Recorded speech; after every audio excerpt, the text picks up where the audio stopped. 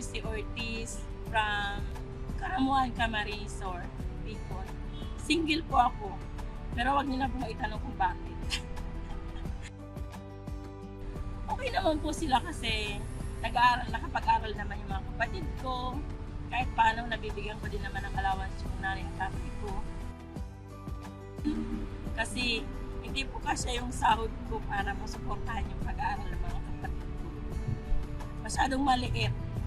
Tapos nung dumating ako dito sa Taiwan, June 2010. Bali mag 14 years na po ako dito sa Taiwan.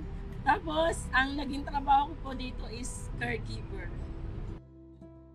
Wala naman masyadong adjustment, yun lang sa language barrier. Kasi yung alaga ko nakapag-English siya, pero yung nanay niya hindi talaga siya nakapag-English. So binigyan niya ako ng 3 months. Kailangan matuto ako mag-Chinese. Tapos nung natuto ako mag-Chinese, nakipag-away na ako sa kanya.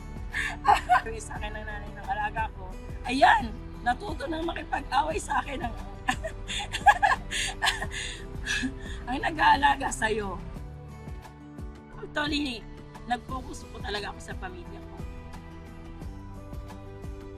Kasi yung goal po kasi naiyak na ako, wag ganon. Naiyak ako. Bali, tinulungan ko po yung mga kapatid ko. Yung sumunod kasi sa akin, nurse na siya ngayon. Tinulungan ko din siya kahit paano, kahit scholar siya. Tinulungan ko din siya kahit paano. Tapos pinagsabay ko din yung isang civil engineering namin. Tapos meron din po akong professor, bali siya, criminology po siya. Lahat po yan take one board passer. So parang sobrang hinayang kung hindi ko po sila tulungan kasi ang tatalino nila yun. Active po kasi ako pagdating sa mga meeting. Tsaka ginagampanan ko po talaga ng maayos yung tungkulin ko bilang president ng TPI. So, bawat meeting nakikita nila ako, nagpa-participate ako. Kaya yung bago mag-induction, sinabihan ako nung dati naming Secretary General na si Ms. Mercy Kwan na ako na lang daw po ang i-appoint bilang isang information committee. Kailangan may time management kasi. Kumbaga alam mo yung alam mo yung pinasok mo eh. Kumbaga pagdating sa work, may oras ka dun sa work, tapos pagdating sa tinatawag ka ng tungkulin mo, yung nandoon ka pa rin po. Kumbaga kailangan mo rin gampanan yung tungkulin na yun. So pwede mo siyang pagsabayin, pero mas masaya siya kasi hindi mo namamalayan yung oras mo na ang bilis pala ng araw, tapos na naman, ganon. Meron po kami laging lendahan. Dito po sa lendahan, ang qualification po is yung mga may mga cancer patient, yung mga ayan, pwede po kayo mag-claim ng mga nagbibigay po ang Filipino Community ng 4,000 every sa mga humingi ng tulong. Tapos meron din po kaming basketball, volleyball, and training po sa DMW, Department of Migrant Workers. Kapag naging leader ka po kasi, kailangan alam mo yung kung bakit ka naging leader. Ano yung purpose mo kung bakit ka pumasok bilang isang leader. So, pag naging leader ka, kailangan mo pong gampanan na mabuti yung tungkulin mo na makatulong sa kapwa mo OFW. Katulad na lang po ng nag-update kami ng halimbawa sa mga hindi member ng OWA. May maraming magtatanong sa amin o ano ba mga requirements nito o kaya yung mga humingi sa amin ng tulong sa mga OEC, gano'n. So, nandyan po yung eagerness mo na makatulong sa kapwa mo OFW kapag talagang nasa puso po yung lilingkod mo. Tapos, di ba, nandito na kasi Taiwan, marami po tayong mga pre-training ng OWA o kaya mag-focus din kayo doon sa pag-aaral ng Mandarin para in case na umuwi kayo ng Pilipinas, meron din kayo pagkakitaan. Marami tayong mga pre-courses dito, tsaka katulad ng TLI, may pre po siya sa Mandarin. Ugnayan, may pre din po siya sa Mandarin.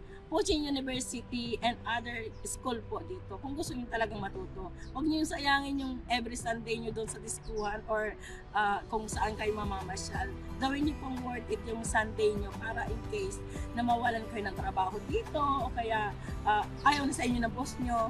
May gas na kayo na umuwi ng Pilipinas kasi marunong kayo mag-Mandarin na alam niyo na maraming tatanggap sa inyong pag-uwi niyo. Sa mga gusto kong magpa-member na sa Filipino community, marami po kami organization na pwede nyong lapitan para po magpa-member. Actually, hindi naman po siya, wala naman po siyang bayad. Maganda pa rin po yung, kumbaga, makikisalamuha kayo sa bawat organization kasi mas updated po tayo dun sa mga privileges na binibigay sa atin ng government natin na sa ating mga OFW. Tapos, para maging active din po yung yung social life nyo, hindi lang doon sa diskuhan na, para marami kayong makakausap at marami din kayong makikilala na pwede kayong turuan pagdating sa paghawak ng pera, kaya maging model nyo, kumbaga sundan nyo kasi marami sa Philcom leader ngayon ang mga successful at nakakapundat talaga kasi may mga guidance talaga kami from the Filipino community and make ganun. Kapag naging member po kayo ng PASPay, wag lang po yung naging member lang kayo o kaya nag-sign up lang kayo doon. Pumunta po kayo sa loob, mag-browse po kayo doon kung ano yung mga services na inaalok ng PASPay kasi marami po doon sa loob talaga na magaganda yung feature ng PASPay. Saka yung mga hindi pa po nakapag-register sa PASPay, pwede po kayo mag-download ng PASPay for the convenience po sa inyong padala. Tapos lagi po kayo manood ng mga live nila every Friday. Yun po. Sumali kayo lagi doon para kahit paano magkaroon ng mga points. Yun. Salamat.